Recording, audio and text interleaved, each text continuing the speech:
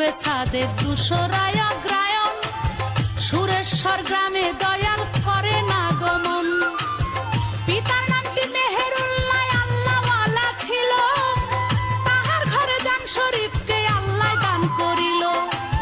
শিশুকালে পিতা মাতায় অতি আদর করে, জানু চান নাম ধরিয়া ডাকিতেন তাহারে। দিনে দিনে জানু বাবা বড় হইয়া যায়, বাল্য শিক্ষা করেন পীরে আপন ঠিকানায়। মাওলার ভেদ বুঝে না সবাই, মাওলার ভেদ বুঝে না সবাই, কখন কি যে খেলা করে ভক্তেরই অন্তরে জানু, আশেকের অন্তরে